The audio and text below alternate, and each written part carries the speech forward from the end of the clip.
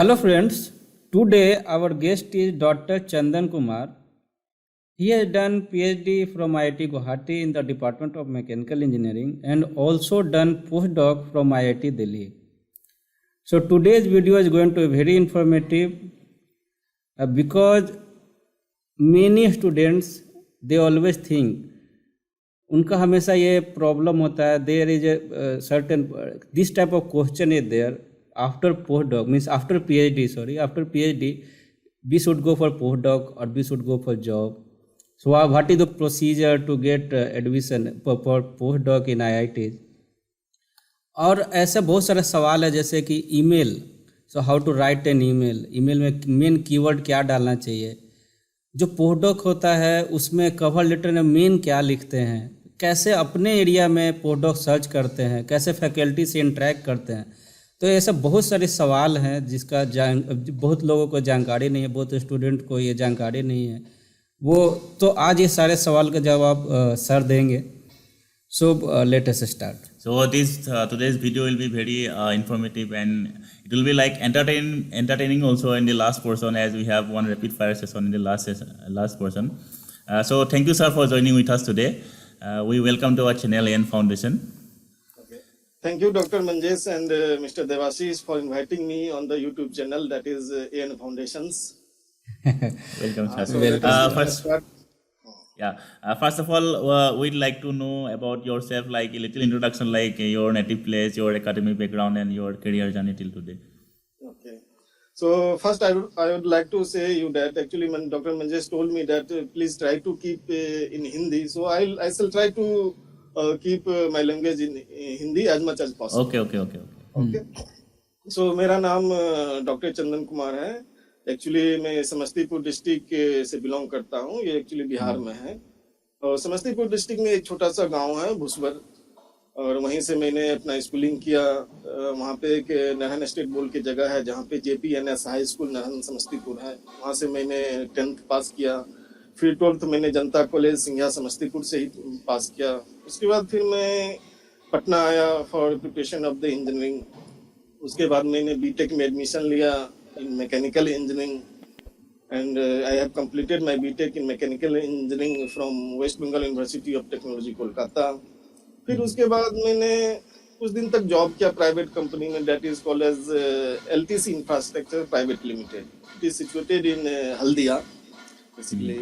And then मुझे लगा क्या कि नहीं, मुझे थोड़ा टीचिंग में इंटरेस्ट आने लगा तो मैंने फिर से गेट का वगैरह का प्रिपरेशन करने लगा. फिर मैंने MTech में एडमिशन लिया IIEST Sipur. Actually right now it is known as IIST Sipur, but when I have taken admission that time it was called as Bengal Engineering and Science University Sipur. उसके बाद just मैंने masters degree complete किया और उसी समय मैंने IIT Guwahati में PhD के लिए इंटरव्यू दिया. उसमें मेरा सिलेक्शन हो गया. So after PhD just started my PhD from IIT Guwahati in the department of mechanical engineering. उसके बाद जब मैंने PhD किया उसके बाद फिर मैं अपने supervisor that is doctor Manas Das sir उनके अंदर में प्रोजेक्ट में काम किया. फिर मैंने पोस्टडॉक के लिए अप्लाई किया. उसके बाद मैंने प्राइवेट यूनिवर्सिटी में कुछ दिन जॉब किया वहाँ पे. फिर मैंने पोस्टडॉक के लिए अप्लाई किया और फिर मुझे फाइनली IIT दिल्ली में पोस्टडॉक पोजीशन मिला और उसके बाद मैं वो कंटिन्यू किया. सो सर ये इम्पोर्टेंट जानकारी है कि जब आपने PhD किया था उस समय आपके पास कितना पेपर था, कितना पब्लिश किया था आपने? जब मैंने थीसिस सबमिट किया था उस समय मेरे पास 3 जर्नल पेपर थे, ऑल आर SCI, और 2 जो थे सो अंडर रिव्यू थे. और उस समय तक मेरे 7 international conferences I have already attended and published, और 2 बुक चैप्टर्स थे उस समय तक मेरे पास. Okay. What was your working area in your PhD, or currently what area you are now working? Actually, the title of my PhD thesis was Experimental Investigation and Numerical Simulation of Fiber Laser Welding of Titanium Alloy and SS316L. तो उसमें basically इस title से लोग actually confuse हो जाते हैं कि they have joined titanium alloy plate with SS316L. Actually this is the similar kind of the joining technology, but I have used similar kind. Basically, titanium to titanium with a different thickness of this material I have joined using the fiber laser heat source, and SS316L also I have joined separately with the help of the fiber laser heat source. तो उसी में मैंने अपना PhD पूरा complete किया. उसके बाद numerical simulations भी किया in the ANSYS. Right now, ANSYS, Abacus, all these are used for the welding simulations.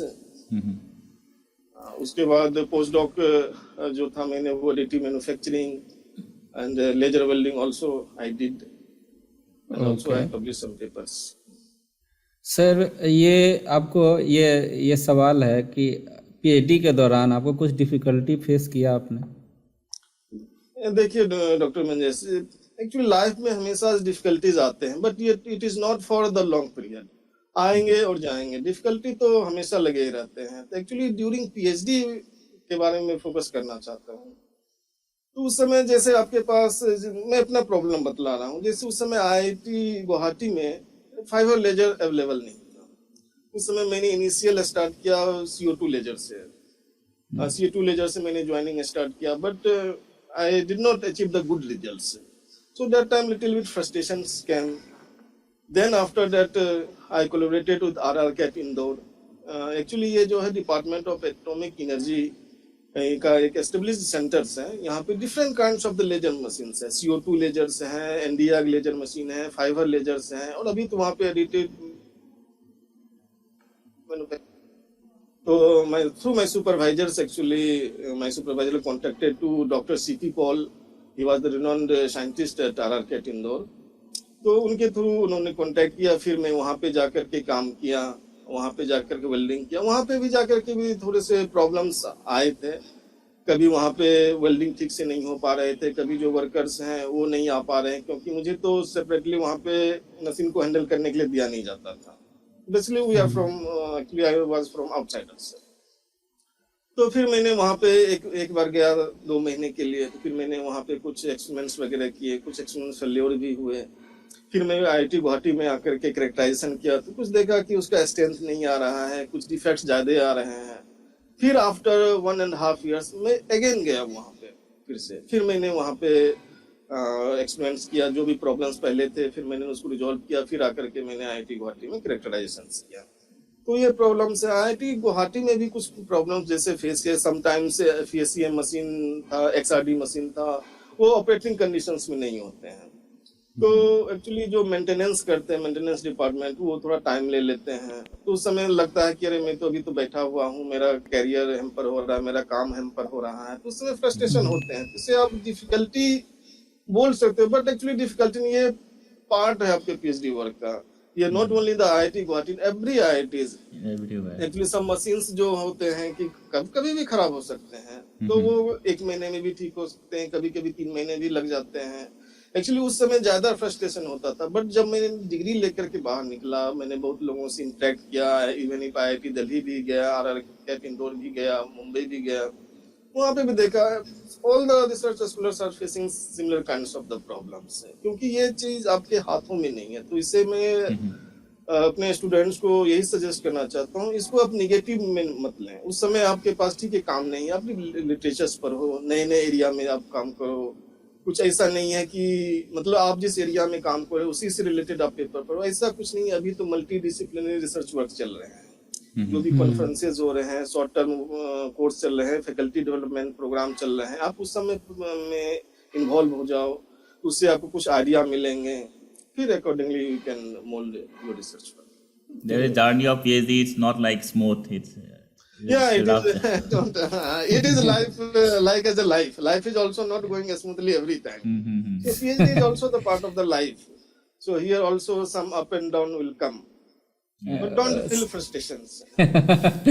Frustration तो आएगा जाएगा. आपको कैसे आएगा. हाँ, उसको कैसे आप हैंडल करते हो वो डिपेंड करता है.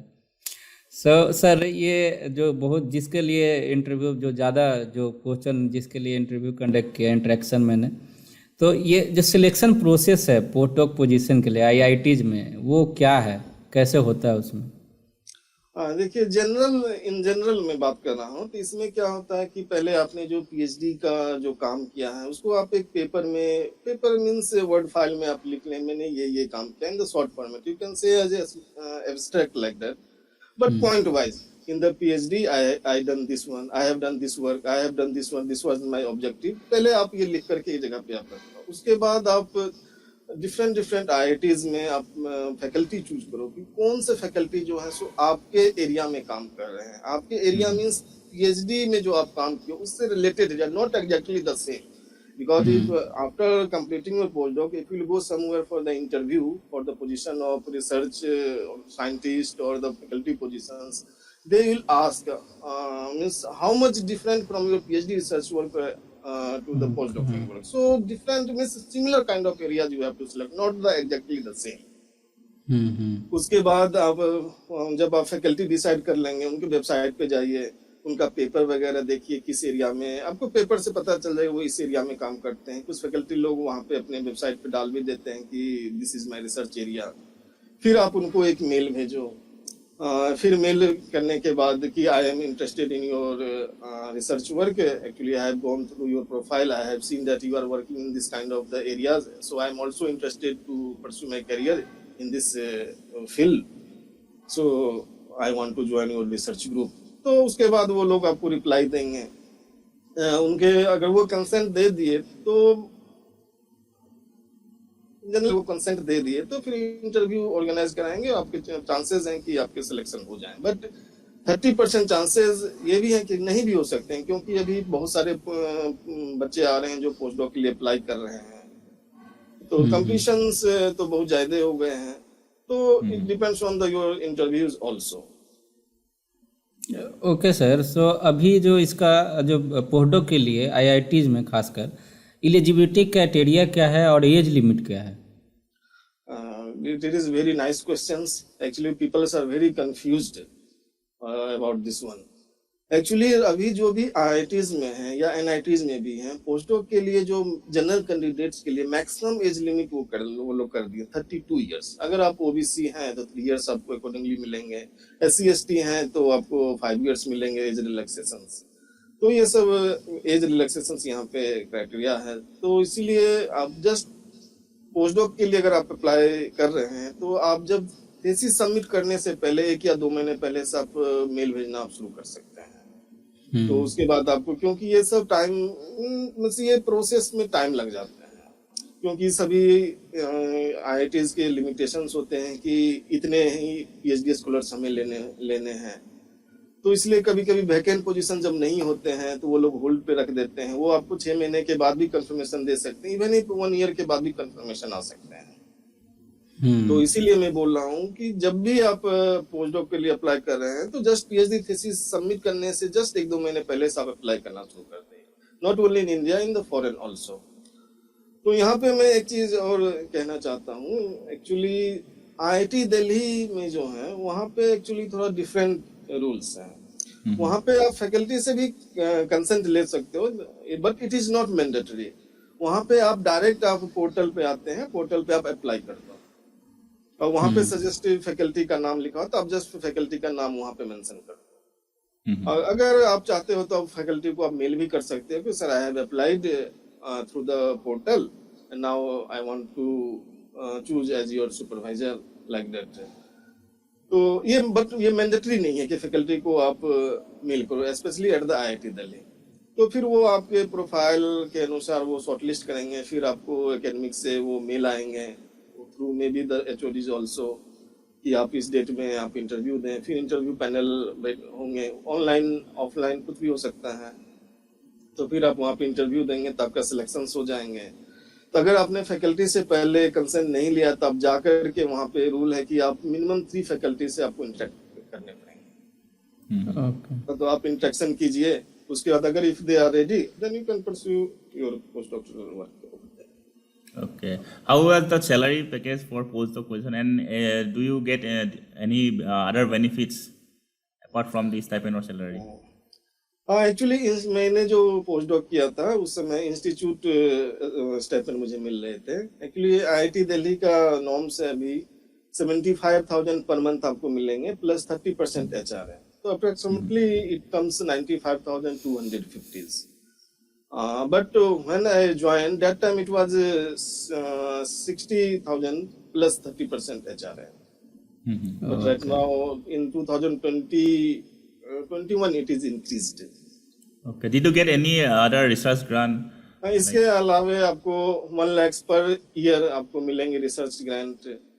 वो पर ईयर वो आप कहीं कॉन्फ्रेंस में जा रहे हैं उसमें आप यूटिलाइज कर सकते हैं, कुछ कंज्यूमेबल आइटम्स खरीद सकते हैं, इवन इफ लैपटॉप भी खरीद सकते हैं. But laptop if will purchase then when you leave then you will have to submit all this things.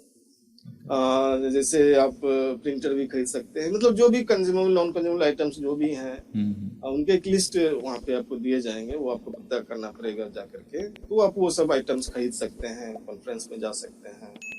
तो मतलब पर ईयर अगर 2 साल का है तो 2 लाख आपको मिलेंगे, not one time, after 1 year. After 1 means first year you utilise 1 lakh and the second year you can utilise 1 lakh. Okay. Okay sir, ये एक सवाल भी बहुत इम्पोर्टेंट है कि जिन्होंने पीएचडी किया है वो गवर्नमेंट इंस्टीट्यूशन से होना चाहिए, प्राइवेट इंस्टीट्यूशन से, ऐसा कुछ क्राइटेरिया तो नहीं होना चाहिए, मतलब ऐसा कुछ क्राइटेरिया है क्या पोस्टडॉक के लिए? नहीं, एक्चुअली देखिए ये कोई क्राइटेरिया तो नहीं है, क्योंकि जब आप एडवर्टाइजमेंट में देखेंगे तो वहाँ पे ऐसा कुछ भी क्राइटेरिया नहीं लिखा रहता. ओनली यू मस्ट हैव और the pursuing the PhD degree और you submitted the PhD thesis. But एक जो होता है अलग तरह का इम्पैक्ट उसमें आता है. अगर आप आईआईटी से कर रहे हैं तो आपके पब्लिकेशंस अच्छे होंगे, जनरली ऐसा होता है. रिप्यूटेड जर्नल में आपके पब्लिकेशंस होंगे, भले नंबर ऑफ पब्लिकेशंस कम हो but their impact factor is very good.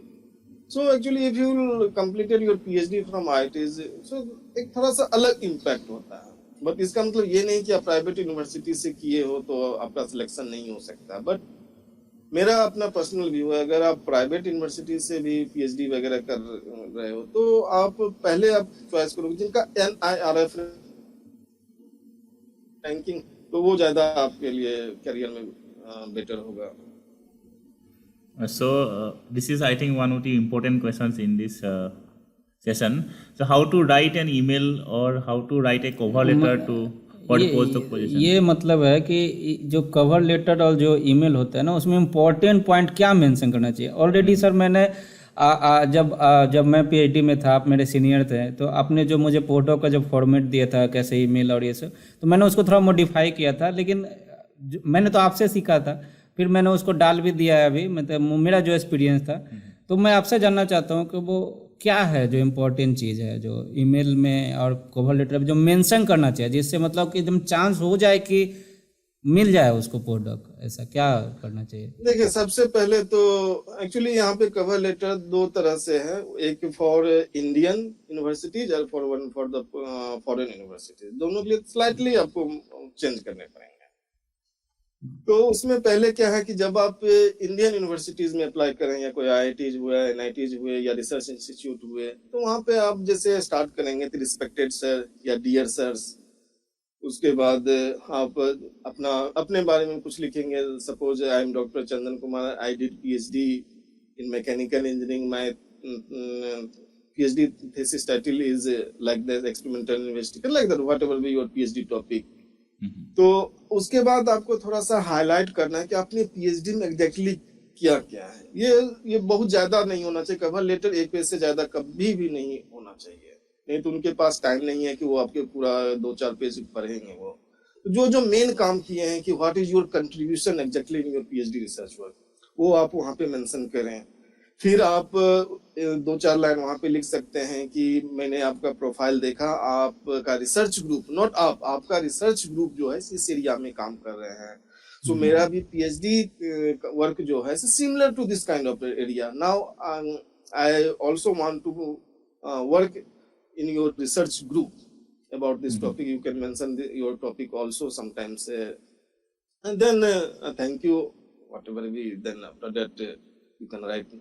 But when you apply for the postdoc position at foreign universities, तो वहाँ पे actually dear sir, respected sir को जनरली अवॉइड कीजिए. वहाँ पे जो भी प्रोफेसर्स के नेम है उनको, suppose doctor Debashish Gogoi suppose, तो you can write over there Dr. Dear doctor Gogoi, like that, उनका क्या पोजीशंस है, क्या एफिलिएशंस है, वो थोड़ा सा एक कॉलम टाइप बना करके लेफ्ट हैंड साइड में आप वो लिख सकते हैं। और फिर उसके बाद सिमिलर से जो मैंने बताया, अपना पीएचडी में आपने क्या क्या काम किया है और आप क्यों इस यूनिवर्सिटी में ज्वाइन करना चाहते, एक्चुअली पोस्ट डॉक फॉरेन में होता है, क्यों आप ज्वाइन करना चाहते हैं, अगर आप ज्वाइन करना चाहते हैं तो what can you contribute to development of this universities, तो वो भी आप थोड़ा बहुत अगर मेंशन कर देते हैं तो ये आपका एक अच्छा इम्पैक्ट पड़ेगा कि already means that person already knows, okay, they have the ideas about their PhD research work, postdoctoral research work, and about this also the university and which areas I am working. They already gone through my research areas, my research groups. So something you will get the better chances for the selections. मतलब दोनों में अंतर तो है ही, India और ये sir मैंने आप ही से सीखा था तो वो मैं ही, तो उसको मैंने फिर उसको फिर मैंने डाला है अपना जो मेरा एक्सपीरियंस था वो सब जैसे सीनियर देखिए है। मैं आपको एक सैंपल्स दिखाता हूँ उसमें क्या लिखना है, से आपको ये दिख रहा है। हम्म। देखिए ये ऊपर में तो आप जो है सो वो तो आप लिखेंगे ही अपने बारे में, मैंने क्या काम किया है, तो इस तरह से आप 2-4 लाइन लिख सकते हैं। जैसे मैं जनरली लिखता हूँ, I am ईगरली looking for a post doctoral fellowship in your research group. Considering my research background, I am extremely excited to applying for this postdoctoral position in your institute. I am confident that I can contribute to your reputed organization through my innovative and forward-thinking approach. Then after that, you can write down, through my prior research work, I have learned how to manage the work in a collaborative environment. Furthermore, I understand the intricacies of research work. I am committed individual looking to join a goal-oriented team, and I feel that your research team offers me an environment where I can apply my skills on worthy projects. Okay sir, ये जो है इसके बाद ये मैं आप मुझे भेज दीजिए सर, ये मैं शेयर कर दूंगा क्योंकि मैंने अपना में सारा शेयर किया था, तो ये डिफरेंट फॉर्मेट रहेगा अगर एस्पिरेंट्स के पास, तो वो सब मिक्स करके एक अपना अच्छा बना लेंगे। तो मैंने हाँ मैंने बोला भी था कि आपको कहीं से भी कुछ भी मिलता है, ये मेरा फॉर्मेट था, तो वो कहीं से कुछ भी मिलता है तो आप दूसरा फॉर्मेट भी यूज कर सकते हैं, मतलब लेकिन होना चाहिए कि मकसद कि आपको हो जाए कैसे भी, जो तरीका होना चाहिए लिखने का, तो ये मैं शेयर कर दूंगा। ये जो है ना, एक्चुअली मैंने अब कुछ दिन पहले ही मैंने भी कुछ लोगों का देखा, फिर उनसे सजेशन लिया, तो एक्चुअली ये चीज मैंने सीखा। एक्चुअली जब मैं post doctoral position already IIT Delhi में ज्वाइन कर चुका था, उस समय एक हमारे सीनियर्स थे, वो पोलैंड में फिर गए थे पोस्ट डॉक करने के लिए, तो उनसे मैंने ये लिया था। उन्होंने बताया किस तरह से लिखोगे तो अच्छा होगा। हाँ ये सर ऐसे ही कॉन्टेक्ट से आदमी सीखता है, तो मैंने आपसे सीखा था। ओके सर, अच्छा सर ये एक बताइए कि जैसे आपने बताया कि सिमिलर एरिया में सर्च करते हैं, तो आप जब सर्च करते थे फैकल्टी को, तो आप कैसे सर्च करते थे, मतलब कि कम टाइम में मतलब कि काम भी हो जाए और अच्छा से हो जाए? देखिए ये तो आइडिया आपको शुरू से ही, मतलब जब आप PhD कर रहे हैं उसी समय से आपको थोड़ा बहुत आइडिया आना शुरू हो जाए, क्योंकि आप जब लिटरेचर रिव्यू करते हैं तो कुछ पेपर वगैरह डाउनलोड करते हैं, उसमें आप देखते हैं कि अच्छा इनका एफिलिएशन कहाँ से है, अच्छा ये प्रोफेसर्स हैं, ये यहाँ पे अभी ज्वाइन किए हुए हैं, इनके स्टूडेंट इस एरिया में काम कर रहे हैं, वहां से एक आपको आइडिया आएगा। अगर उससे भी अगर आपको मान लीजिए क्लियर आइडिया नहीं आ रहा है, तो आप, इसलिए मैं बोल रहा हूँ ना, आप हर एक जगह के FDP आप जरूर अटेंड करें, कॉन्फ्रेंस में जाएं, तो वहां से आपको जो है आइडिया आएंगे कि अच्छा ये प्रोफेसर जो हैं या इनके स्टूडेंट्स इस एरिया में काम कर रहे हैं, उससे आपको बहुत सारे बेनिफिट्स मिलेंगे। और उसके बाद डिफरेंट ऑर्गेनाइजेशंस जो भी हैं, इंडियन और फॉरेन यूनिवर्सिटीज, तो आप वहाँ पे जाकर के, वेबसाइट पे जाकर के आपको थोड़ा सा इसमें मेहनत करने पड़ेंगे। अभी फैकल्टीज जो हैं वहाँ पे हो सकता है कुछ यूनिवर्सिटीज में कैटेगराइज भी कर देती है, ये मैन्युफैक्चरिंग के फैकल्टीज हैं, ये थर्मल के हैं, ये फ्लूइड के हैं, लाइक दैट, तो आपको खोजने में थोड़ा सा सुविधा हो जाता है। अदरवाइज आपको 1 by 1 फैकल्टी के प्रोफाइल में देखना होता है। जनरली वो लोग हाईलाइट वहाँ पे कर ही देते हैं कि मैं research area is this one, तो इस तरह से आप फैकल्टी सिलेक्ट कर सकते हैं। Okay. What is the difficulty level in the interview? What kind of questions they usually ask in the interview? Generally actually once अगर फैकल्टी आपको कंसेंट दे दिए तो ज्यादा घबराने की कोई जरूरत नहीं है उसमें। तो क्वेश्चंस जो जनरली आपसे पूछे जाते हैं वो बेसिक्स फंडामेंटल्स पूछे जाएंगे। उसके बाद मेन फोकस जो होते हैं, आपने रिसर्च वर्क में क्या काम किया है। हो सकता है वो पूछ भी सकते हैं, ये काम आपने कैसे किया। उनके पास पब्लिकेशंस आपके पूरे लिस्ट रहते हैं उनके पास, आप जो सीवी भेजते हैं तो उनके पास पब्लिकेशन, अच्छा इस पेपर में देखा, इसमें आपने क्या काम किया है। तो अगर उनको जानने का इंटरेस्टेड है तो ये आपने कैसे किया है।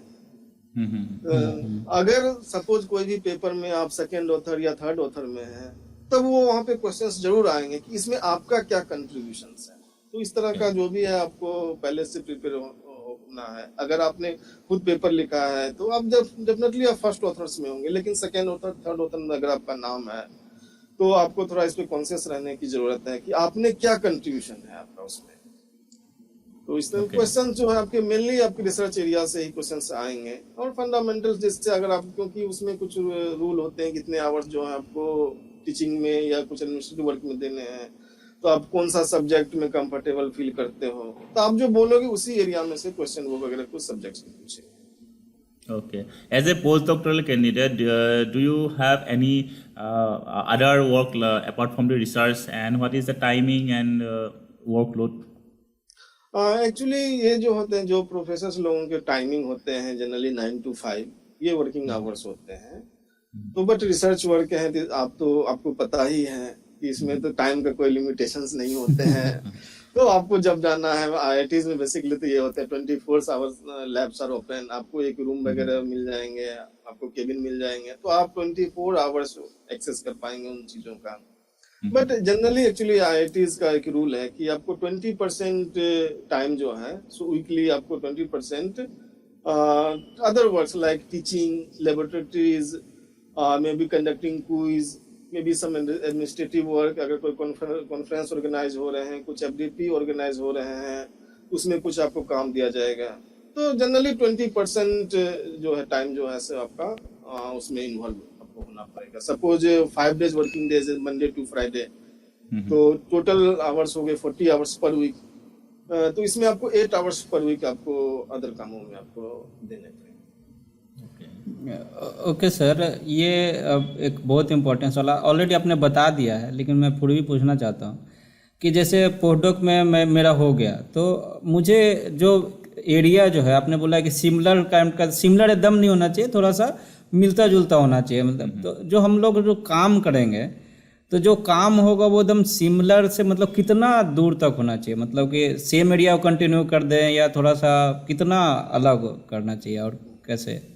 It is very nice questions. Actually, most of the students got the PhD degree, but also they are confused in which area I should have to work. तो एक्चुअली क्या है, देखिए पीएचडी में तो आपके टाइम का कुछ बाउंडेशंस नहीं है, ये इट डिपेंड्स ऑन यू।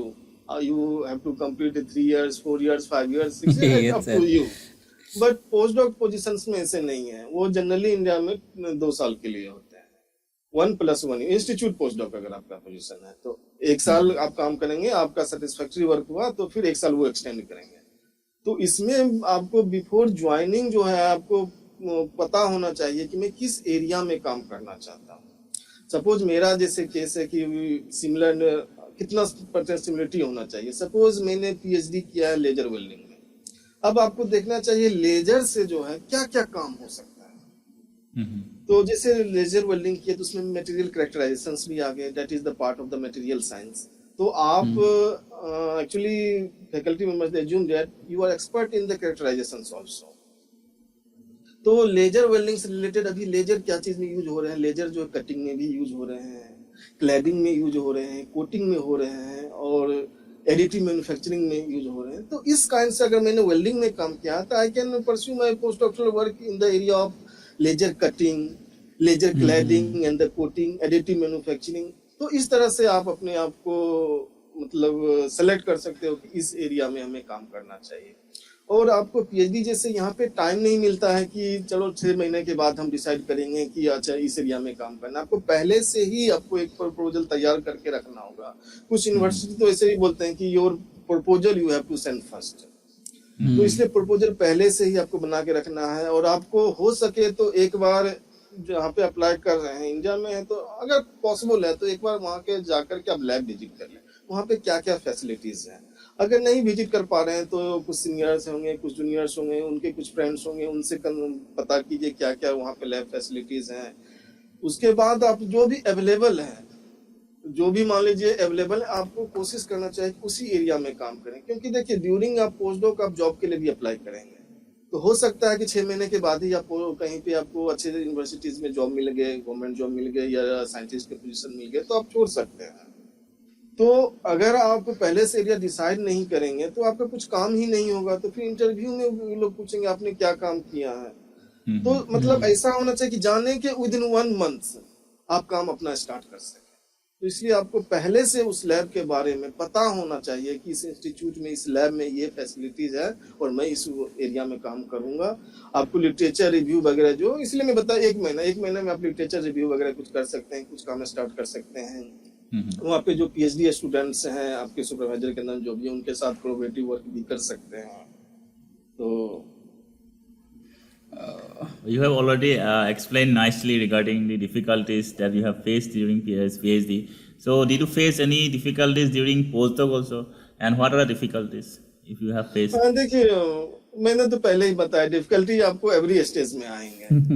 तो मैं फिर से एक्चुअली एक बार कहना चाहता हूँ कि IIT गुवाहाटी में जैसे क्या हुआ था कि मैंने, हाँ, लेजर वेल्डिंग मैंने चूज कर लिया था, बट मैंने प्रिलिमिनरी वर्क जब किया था CO2 लेजर से, तो वो उसमें मैं फेल हो गया गुड रिजल्ट पाने में।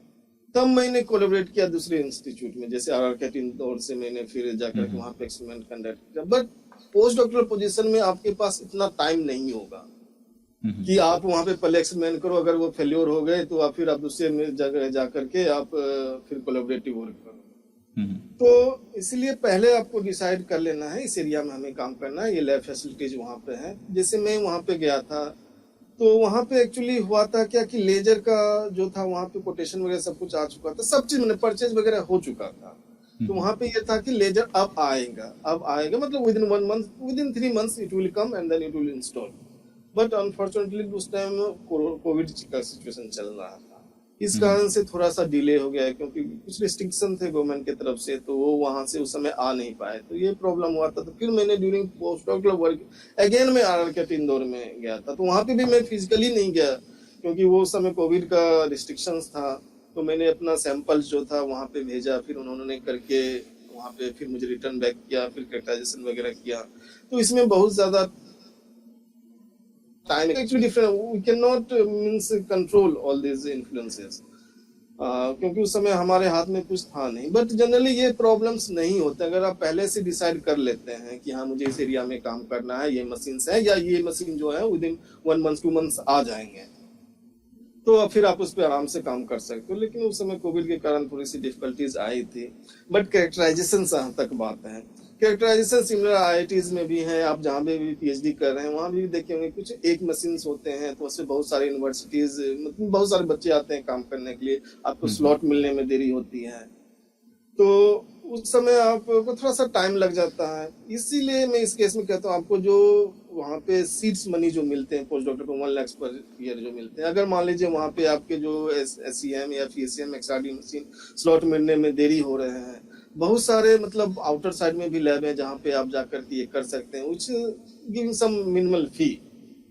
तो वहाँ पे आप उस मनी का यूटिलाइज करके आप बेटर है कि आप बाहर से जाकर भी कैरेक्टराइजेशन वगैरह कर सकते हैं।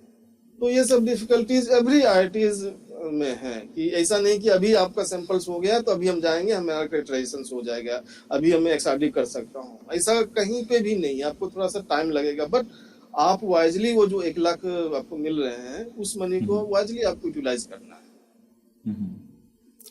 सर अभी हम लोग तो देख लिए डिफ़िकल्टी क्या है।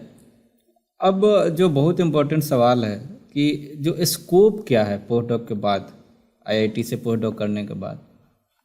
देखिए IIT से पोस्ट डॉक आप जब आप करेंगे तो आपके पास एक क्या उसको बोल सकते हैं सिंपल लैंग्वेज में, एक ठप्पा लग जाएगा कि आपको आपने जो है सो 2 IITs में काम किया। सपोज मैंने अगर आप NIT से PhD किया तो अच्छा आपके पास एक IITs का एक और डिग्री थी से नहीं, ये एक्चुअली वर्क एक्सपीरियंस मींस आपको डिफरेंट एक्सपोजर्स मिला है। एक PhD का एक अलग रिसर्च एक्सपोजर है, पोस्ट डॉक का एक अलग रिसर्च एक्सपोजर है। अगर आप फिर जॉब के लिए कहीं पे भी अप्लाई करते हैं, इट में भी द गवर्नमेंट इंस्टीट्यूशंस में भी, प्राइवेट कंपनीज, और may be the research organisation. तो वहाँ पे इंटरव्यू के समय आपको देखेंगे अच्छा इनका जो है सो प्रोफाइल जो है सो बहुत अच्छा है, इन्होंने बहुत सारे एरिया में काम किए हैं, तो वहाँ पे आपको इंटरव्यू में बेनिफिट्स मिलेंगे। इसके बाद आप जैसे रिसर्च ऑर्गेनाइजेशन में भी जा सकते हैं, आप फैकल्टी पोजीशन में डिफरेंट एनआईटीज आईआईटीज में आप अप्लाई कर सकते हैं। तो और सबसे बड़ी बात है जैसे एनआईटीज आईआईटीज में होते हैं कि अगर आपका 1 साल पोस्ट डॉक्टरल पोजीशन है, एक्सपीरियंस है, तो आप डायरेक्ट 7,000 के लिए अप्लाई कर सकते हैं, लेवल 11 से बोलते हैं। तो इसका आपको बेनिफिट्स मिलेगा। बट मैं ड्यूरिंग पोस्ट डॉक आपको कंसंट्रेट नहीं होना है कि मैं पहले ये पोस्ट डॉक कंप्लीट कर लूं उसके बाद मैं जॉब के लिए अप्लाई करूं। पैरेलली आपको जॉब के लिए भी देखना है, अप्लाई करते रहना है, तो इसका इम्पैक्ट आपके करियर पे पड़ेगा। आप बेनिफिट्स ही होंगे, इससे कोई नुकसान नहीं है कि मैंने पोस्ट डॉक कर लिया यार मैंने बेकार में पोस्ट डॉक किया। आपको फ्यूचर में भी कभी न कभी इसका बेनिफिट्स आपको मिलेंगे, क्योंकि ये एक वर्क एक्सपीरियंस टाइप है। कहीं पे भी जैसे आप जॉब के लिए अप्लाई करते हैं, एसोसिएट प्रोफेसर इतने साल का मिनिमम एक्सपीरियंस होना चाहिए, तो उसमें भी ये काउंट होंगे। सपोज आपने 2 इयर्स पोस्ट डॉक्टरल पोजीशन में काम किया है, तो ये 2 इयर्स आपके as a work experience count होगा। हाँ ये सर, ये तो जॉब जैसा ही है कि अच्छा सर, ये जो बहुत इम्पोर्टेंट सवाल है ये, क्योंकि बहुत सारे बच्चे परेशान रहते हैं कि जैसे एक कोई एस्पिरेंट्स है जो पीएचडी कंप्लीट किया जस्ट, उसको एक प्राइवेट कॉलेज में मिल रहा है सेम सैलरी जितना पोस्टडॉक में मिलता है, सेम सैलरी प्राइवेट कॉलेज में मिल रहा है, और सेम चीज़ उसको पोस्टडॉक में आईआईटी में मिल रहा है। तो उसको किस में जाना चाहिए, कौन सा ज्वाइन करना चाहिए आपके अकॉर्डिंग? देखिए मेरा जहाँ तक एक्सपीरियंस, ये इसमें एक्चुअली डिफरेंट पर्सन्स के डिफरेंट व्यू हो सकते हैं, बट मैं अपना पर्सपेक्टिव बोल रहा हूँ, मेरा क्या इसमें थिंकिंग है। अगर आपको जॉब मिल रहे हैं सेम सैलरी, अगर आप सैलरी के हिसाब से भी देख रहे हैं तो सेम सैलरी में आपको जॉब मिल रहा है कोई प्राइवेट यूनिवर्सिटीज में, और पोस्ट डॉक्टरल पोजीशन मिल रहे हैं आईआईटीज में, तो आपको उसमें देखना है क्या कि जहाँ पे जॉब मिल रहा है वो एनआईआरएफ रैंकिंग में है कि नहीं। अगर एनआईआरएफ रैंकिंग में नहीं है तो आपको ऑब्वियसली आपको पोस्ट डॉक जो है सो वो ज्वाइन करना चाहिए, क्योंकि वहाँ पे आपका जो वर्क एक्सपीरियंस ये काउंट होगा, और फिर आपके नंबर ऑफ पब्लिकेशंस भी बढ़ेंगे। बट अगर इधर उधर के कॉलेज में वो बहुत सारे होते हैं, बहुत सारे कॉलेजेस हैं जहाँ पे आप जाएंगे पैसे देंगे, क्योंकि they need PhD awarded student faculty members, तो आपको पैसे देंगे, बट वहाँ पे इंफ्रास्ट्रक्चर उस तरह के नहीं होते हैं कि आप वहाँ पे जा करके रिसर्च कर सकते हैं। बट एनआरएफ रैंकिंग के जो भी यूनिवर्सिटीज हैं वहाँ पे ये फैसिलिटीज होते हैं, तभी तो डेफिनेटली वहाँ पे कुछ रिसर्च इक्विपमेंट हैं, रिसर्च लैब्स हैं जो कि डेडिकेटेड हैं कि फॉर रिसर्च वर्क के लिए, तो वहाँ पे जाकर के आप पेपर पब्लिकेशन कर सकते हैं। वहाँ पे आप पीएचडी स्टूडेंट भी ले सकते हैं, उनके थ्रू भी आपके पब्लिकेशंस बढ़ेंगे, और ये आपका जैसे मैंने बताया 7,000 के लिए आप एलिजिबल हो जाएंगे। तो अगर एनआईएफ रैंकिंग वाले हैं तो आप डायरेक्ट वहाँ से भी 7,000 के लिए आप अप्लाई कर सकते हैं। बट अगर मैं कहना चाहता हूँ, अगर फॉरेन यूनिवर्सिटीज से पहले आपको फॉरेन यूनिवर्सिटीज में मतलब जाना चाहिए। एक्चुअली एक फॉरेन एक्सपोजर जब आपको मिल जाएंगे ना, उसका एक अलग इम्पैक्ट होता है, वो गवर्नमेंट हो या प्राइवेट ऑर्गेनाइजेशन हो, तो आपको एक अलग नजरिए से आपको वो देखेंगे कि अच्छा ये फॉरेन, अभी तो फॉरेन कोलैबोरेशन पे भी जोर दिया जा रहा है। अभी बहुत सारे यूनिवर्सिटीज में आप देख रहे होंगे this work is collaborated with this universities, this specialization collaborated with IBM, this is collaborated with some different companies like that। मतलब फॉरेन यूनिवर्सिटी फॉरेन कंपनी जो उनके साथ कोलैबोरेशन में कुछ कोर्स स्टार्ट कर रहे हैं, तो इसका एक आपको अलग बेनिफिट्स मिलेगा। तो first you should have to try to go for the QS ranking under 500 those university which belongs to the foreign, so you should have to go there, otherwise you can also apply at IITs। Oh, okay. So currently you are in the academics and research field. So what is your future plan after? You have already Actually, acquired PhD and postdoc already. तो अभी भी मैं actually अभी तक मुझे कोई research organisation या government college अभी तक के मुझे नहीं मिले हैं, बट मेरा एम है कि मैं कोई एनआईटीज आईआईटीज या रिसर्च और गवर्नमेंट ऑर्गेनाइजेशन या स्टेट गवर्नमेंट के जो भी कॉलेजेस हैं उसमें मैं अप्लाई करूँ। इसलिए मैं अभी कुछ रिसर्च वर्क पे फोकस कर रहा हूँ, कुछ पब्लिकेशंस और आ जाए, और पैरेलली मैं अपना अप्लाई भी कर रहा हूँ। तो बट एक्चुअली एज रिस्ट्रिक्शन जैसे मैंने बताया ना, तो अभी तो इंडिया में पोस्ट डॉक के लिए अप्लाई नहीं कर पा रहा हूँ, क्योंकि एज जो है सो वो 32 से अबव हो चुके हैं। तो अभी तो मैं बता रहा हूँ कि बिना without that if you crossing the age of 32 then it will be difficult to get the postdoc position in IITs, but you can apply for the postdoc. So I'm also applying right now and parallelly searching the jobs. Sir और ये अब क्या suggest करोगे? अब already बता दिए जो मैंने इम्पोर्टेंट सवाल पूछा था आपसे, लेकिन फिर भी क्या सजेस्ट करोगे आप एस्पिरेंट्स को? पोस्टडॉक करना चाहिए नहीं करना चाहिए? देखिए, मैं एक्चुअली आपको सजेस्ट, जो भी नए स्टूडेंट्स आ रहे हैं जो ऑलरेडी अभी जस्ट रिसेंटली पीएचडी कंप्लीट किए हैं या कंप्लीट करने वाले हैं, तो उन्हें मैं बोल रहा हूँ एक्चुअली एक जो है ना सेफ जोन में आदमी को रखना चाहिए, क्योंकि आप जब पीएचडी कंप्लीट, बहुत सारे लोग होते हैं जो पीएचडी के जो स्टाइपेंड्स होते हैं उनसे भी अपना घर परिवार चलाते हैं, ये भी एक फैक्ट है। अब कुछ लोग जो है ड्यूरिंग पीएचडी वो जो अपना मैरिज प्लान करते हैं, फिर बच्चे भी हो जाते हैं, तो मतलब आपके एक फैमिली रिस्पॉन्सिबिलिटी भी आ जाती है। जब आपने पीएचडी डिग्री कंप्लीट कर लिया मींस आपको stipend closed, you will not get any kind of the funds from that universities. तो इसलिए आपको एक बैकअप प्लान रखना चाहिए। अगर इमीडिएट आपको जॉब नहीं मिल रहा है तो आपको फिर डिफिकल्टीज आएंगे, तो because we are already the human beings, आपको अपने परिवार को भी देखना है। इसलिए आप पैरेलली जब भी आपको लगे कि हाँ मैं पीएचडी थीसिस सबमिट करने वाला हूँ विदिन 1 मंथ और 2 मंथ्स, तो आप पोस्ट डॉक के लिए अप्लाई कर दो। फिर पैरेलली आप एक्चुअली गवर्नमेंट ऑर्गेनाइजेशन में आप जब तक आपको डिग्री नहीं मिलेगा तब तक आप अप्लाई नहीं कर पाएंगे। अभी ऐसा जो भी एनआईटीज आईआईटीज के फॉर्म आते हैं उसमें आपको पीएचडी कंप्लीट डिग्री चाहिए। तो इस ड्यूरेशन में आप क्या है कि पोस्ट डॉक के लिए अप्लाई करके रखो वहाँ पे। अगर आपको मिल जाते हैं तो आप वहाँ पे जॉब पोस्ट डॉक पोजीशन भी ज्वाइन कर लो। उसका जॉब तो आप पैरेलली आप सर्च कर ही सकते हो, क्योंकि आप हैंडसम एक सैलरी भी मिलती है पोस्ट डॉक पोजीशन में। अगर एनआरएफ रैंकिंग के कॉलेज में आपको असिस्टेंट प्रोफेसर के जॉब मिल गए तो आप वहाँ पे भी आप ज्वाइन कर सकते हो। लेकिन आफ्टर पीएचडी ऐसे खाली हाथ नहीं बैठना, इसलिए पहले से ही आपको जॉब के लिए भी हो, प्राइवेट यूनिवर्सिटी तो अलाउ करते हैं कि आप थीसिस सबमिट कर चुके हैं तो भी आप अप्लाई कर सकते हैं। तो आप दोनों साइड आप अप्लाई करके रखो। ये सर जो मतलब कि ये सजेस्ट करना चाह रहे हैं सर कि आप ना खाली नहीं बैठना है, कुछ ना साथ में ही लेके आते हैं। हाँ, बैकअप प्लान हमेशा रखना है, बैकअप प्लान हमेशा रखना कि अगर ये फेल हो गया तो मुझे ये करना है, ये फेल हो गया तो मुझे ये करना है, क्योंकि आपकी एक रिस्पॉन्सिबिलिटी आ जाती है ना, क्योंकि आप एक मैच्योर्ड पर्सन हो जाते हैं। जब आप पीएचडी कंप्लीट हो जाते हैं तो मतलब आपके नाम के आगे एक डॉक्टर लग जाते हैं। That it shows your the maturity level. तो आपके डिपेंडेंट भी हैं तो उनका भी ख्याल रखना है। जी सर। सो अब सर हम लोग अब ना एक नया राउंड चालू किए थे। सो अभी पुराना जितना वीडियो आपने देखा होगा तो उसमें ये नहीं है, तो लेटेस्ट हम लोग एक रैपिड फायर राउंड है। तो इसमें ये सब तो टेक्निकल सवाल हो गया जिससे आप मतलब कि हाँ जिससे एस्पिरेंट्स को फ़ायदा होगा, लेकिन कुछ ऐसे भी सवाल है जिससे लोग जानना भी चाहते हैं, पर्सनल सवाल कुछ ऐसा भी है। तो ये रैपिड फायर राउंड है, इसमें बहुत ज़्यादा आपको एक्सप्लेन नहीं करना है, कुछ कम सेंटेंस में 1-2 सेंटेंस में आपको बताना पड़ेगा। तो इसको चालू करते हैं। अभी आपने बताया इंडिपेंडेंट के बारे में आपने बताया, तो सबसे पहला सवाल, क्योंकि आप मैरिड है तो आपके अकॉर्डिंग मैरिज क्या है? देखिए, मैरिज है सो एक कॉम्प्रोमाइज लाइफ है बस वो, क्योंकि आपकी जो वाइफ आएंगे वो दूसरे फैमिली से आएंगे, तो आपका थिंकिंग और उनका थिंकिंग एग्जैक्टली मैच तो करेगा नहीं, तो कॉम्प्रोमाइज आपको करना पड़ेगा। So that's why I told you this is the compromise of life. अच्छा सर, ये एक सवाल है जो बहुत इम्पोर्टेंट है। हमेशा देखते हैं कि शादी से पहले जो भाई होता है, दोनों में बहुत, जितना भी भाई है सब में आपस में बहुत प्रेम होता है, लेकिन शादी के बाद झगड़ा चालू हो जाता है, ऐसा क्यों है?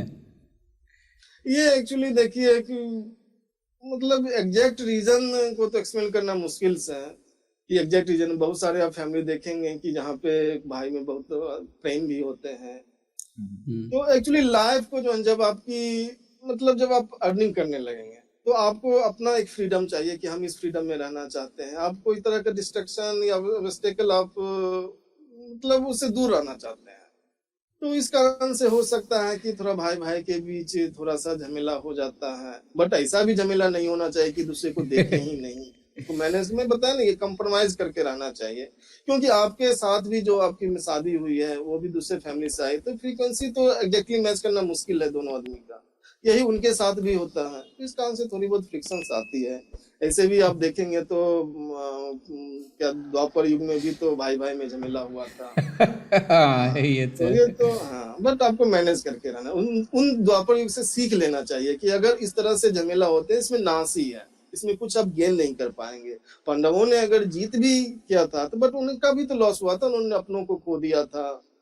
तो इससे सीखना चाहिए कि नहीं, झमेला नहीं होना चाहिए, आपसी प्रेम बना करके रखना चाहिए। ठीक है, अगर नहीं हो रहा है तो ठीक है, बंटवारे आजकल तो सभी में बंटवारे हो रहे हैं, तो ठीक है, अपने अपने प्रॉपर्टी जो है, पेरेंट्स की प्रॉपर्टी, उसमें अपना सिमिलर काइंड में जो भी है इक्वली आप डिवाइड करके आराम से रहें, सुख शांति से। Okay.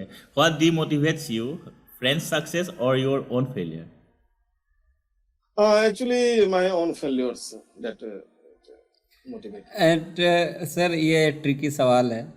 So which is the only body part that is fully grown from the birth?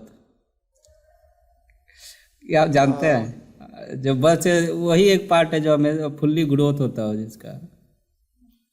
Fully growth जो मतलब बर्थ के समय जितना आया वो उतना ही है, वो उसमें कोई चेंजिंग नहीं आता। आई थिंक वो आप कुछ पूछना चाहते हैं। हाँ तो एग्जैक्टली आई होता है सर, नहीं, आँख आँख होता है, आँख का साइज।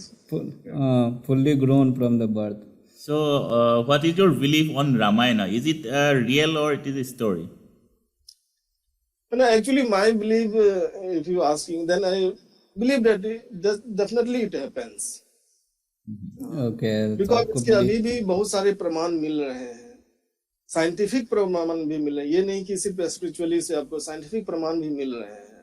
बट ये नहीं मैं कर रहा हूँ कि राम जी जो है सो गॉड है, उन्हें गॉड की तरह, बट ऐसा एक हुआ था, उन्होंने इतने अच्छे कर्म किए कि हम लोगों ने उन्हें भगवान का दर्जा दिया। बट मैंने तो उन्हें तो सामने से देखा नहीं, बट एक डेफिनेटली अगर उन लोगों ने हमारे ग्रंथों में लिखा हुआ है कि वो भगवान है, तो we should have to believe.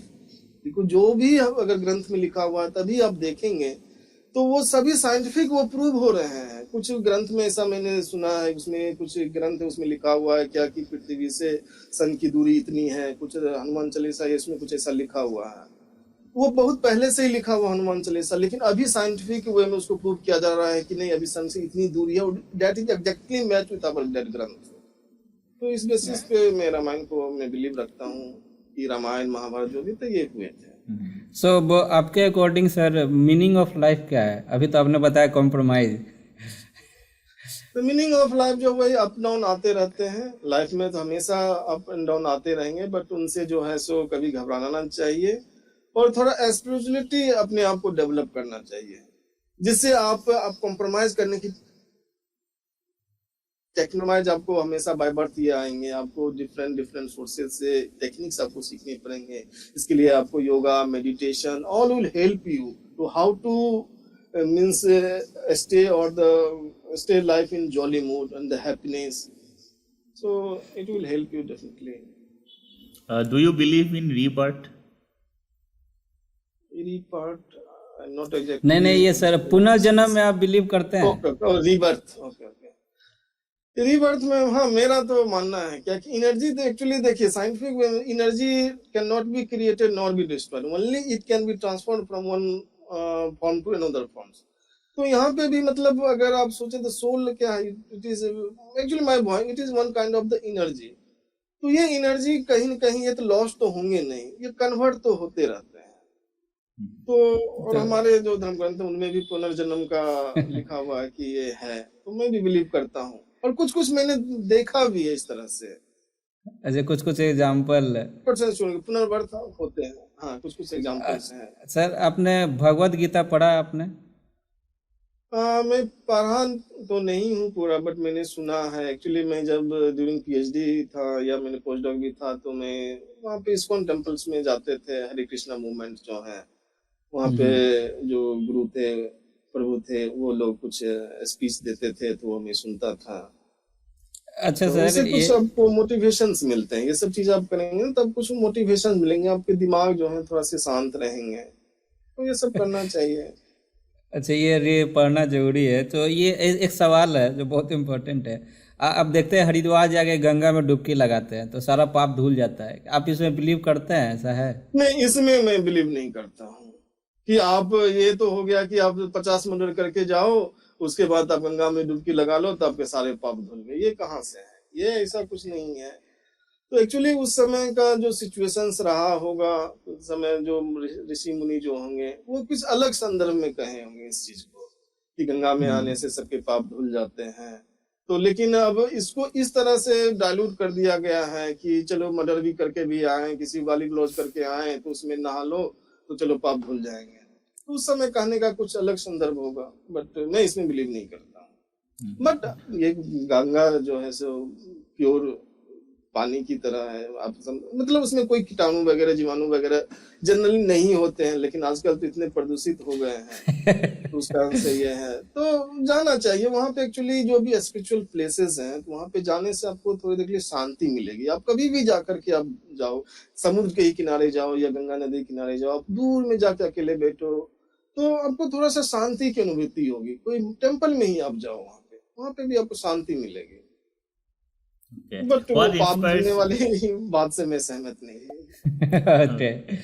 what inspires you and why?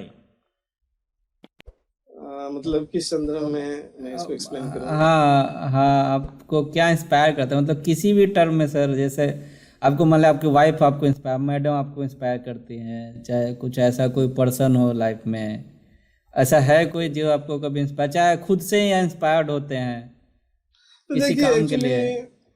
Actually देखिए, मैं एक्चुअली ऐसे फैमिली से बिलोंग करता हूँ, जैसे मेरे बहुत ज्यादा पढ़े लिखे लोग थे नहीं।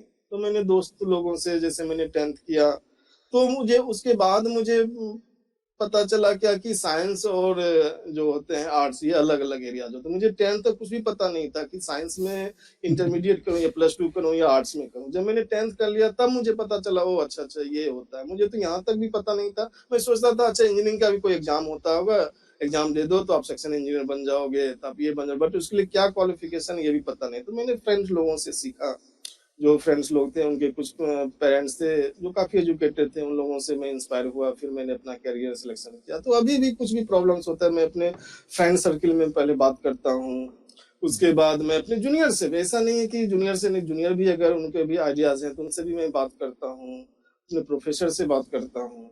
तो इस तरह से आपको हमेशा कोई पार्टिकुलर पर्सन नहीं जिससे कि मैं इंस्पायर्ड हूँ। मैं अपने फेल्योर से भी सीखता हूँ कि मैंने ये फेल्योर, मैं यहाँ पे मुझे डिफिकल्टीज आई थी तब मुझे क्या करना चाहिए, लाइक दैट। अच्छा सर, अभी आप अपने 5 साल में अपने आप को कहाँ देखते हैं? ये सवाल हमेशा पूछा जाता है। तो देखिए लाइफ में एक्चुअली पीएचडी के बाद भी सही में मायने में था, मुझे फ्रस्ट्रेशन हुआ था जब जॉब अच्छे नहीं मिल रहे थे। अभी भी मैं स्ट्रगलिंग फेज में हूँ, अभी मैं अच्छी जॉब की तलाश में हूँ। तो बट आपको सिर्फ हमेशा फ्रस्ट्रेट होते रहेंगे इससे तो आपको जॉब नहीं मिल जाएगी। उसके अनुसार आपको फिर से अपने आप के करियर को डेवलप करना है। तो मैं भी अभी स्ट्रगलिंग फेज में हूँ, तो अभी भी वेल सेटल नहीं हूँ, तो I am trying to be settled nice way. Okay. Have you ever thought for suicide in any moment of your life?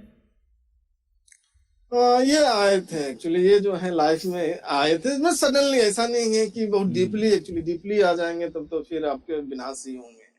तो सडनली कुछ मोमेंट के लिए ये आए थे, बट फिर मैंने बताया ना ड्यूरिंग में पीएचडी भी मैं जाता था भगवत गीता सुनने के लिए। तो उस समय जो निगेटिव थॉट्स आते हैं ना, तो जब आप इस तरह के जगह पे जाओगे तो आपको आपके लाइफ का एम आपको पता चलेगा कि नहीं ये पीएचडी पोस्ट डॉक फलाना ढिमना जो भी है ये सब से जिंदगी, इस सब चीजों के लिए हमारी जिंदगी नहीं है। एम हमारे लाइफ का ये है कि दूसरों को खुशी दे और खुद खुश रहे।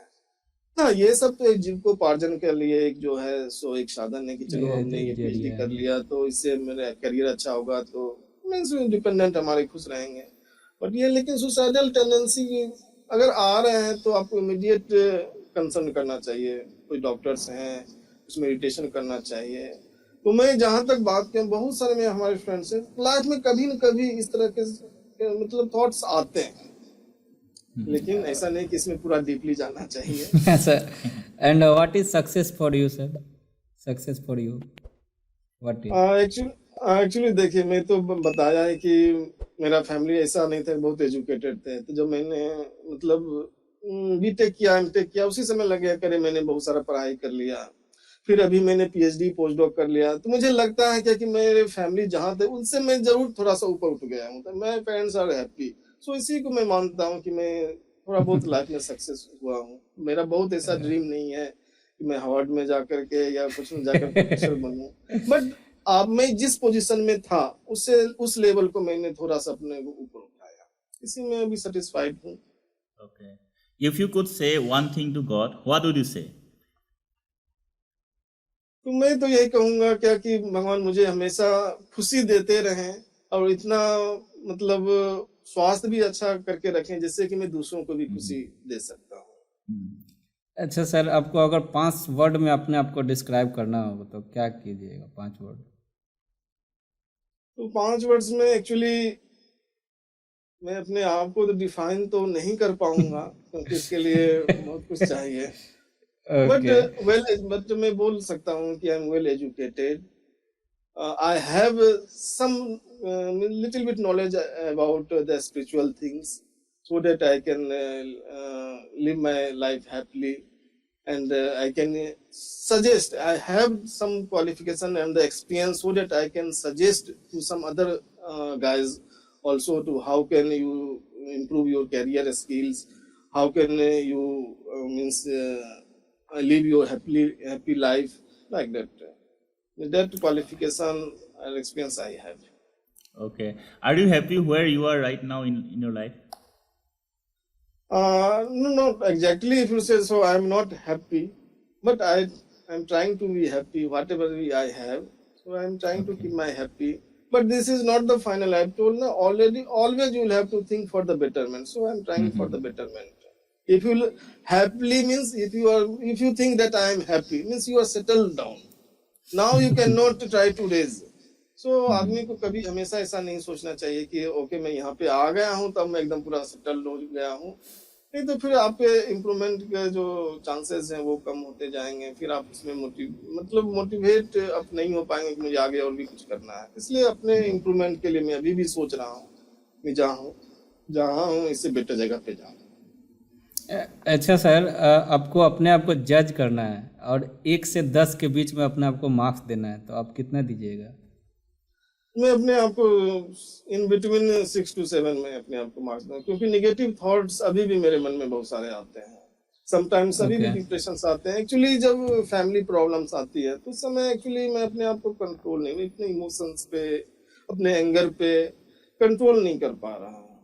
तभी भी मैं कोशिश कर रहा हूँ कि थ्रू योगा, मेडिटेशंस, कुछ स्पिरिचुअल गुरु हैं उनके संपर्क में जा करके मैं अभी भी अपने आप को इस चीज से मुक्त करना चाहता हूँ कि टेंशन नहीं हो, ये हो। इसलिए अभी तो मैं अपने आप को 100% तो दे ही नहीं पाऊंगा। 6 to 7 मार्क्स। सो सर बहुत बहुत धन्यवाद, बहुत बहुत थैंक यू हमारे रिक्वेस्ट पे हमसे बात करने के लिए।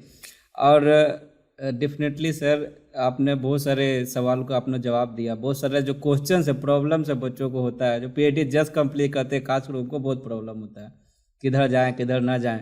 तो इन सारे सवालों से सारे सवाल का जवाब आपने इतना अच्छा से दिया है, तो डेफिनेटली उनको बहुत ही फ़ायदा होने वाला है। जो भी इस वीडियो को देखेंगे वो समझेंगे कि किस एरिया में जाना चाहिए, किस एरिया में नहीं जाना चाहिए। और बाद में जो रैपिड फायर था उसमें भी बहुत सारा इंटेलेक्चुअल बात हो गया था, तो उससे भी कुछ जिनको कुछ अगर उनसे भी कुछ फ़ायदा हो जाए तो मेरे चैनल का एक मोटिव कंप्लीट हो जाएगा। तो सर बहुत बहुत धन्यवाद हमारे। मैं भी आप लोगों को थैंक यू सर फॉर देना चाहूँगा, आपको मैं भी धन्यवाद देना चाहता हूँ कि आपने इस चैनल पे, यूट्यूब चैनल पे मुझे आमंत्रित किया, इसके लिए बहुत बहुत आभारी हूँ। अगर मेरे इस कुछ शब्दों से अगर कुछ बच्चे लोग मोटिवेट होते हैं, उन्हें कुछ फायदा मिलता है, तो आई फील प्राउड। एक्चुअली मेरा मतलब इस तरह से अगर बच्चे लोग कुछ फायदा मिलता है, यहाँ पे तो मैंने तो कुछ दिया नहीं, बट अगर इनसे बच्चे को कुछ बेनिफिट्स मिलते हैं तो मुझे आंतरिक खुशी मिलेगी। बहुत बहुत धन्यवाद आप दोनों को। Sir once again thank you.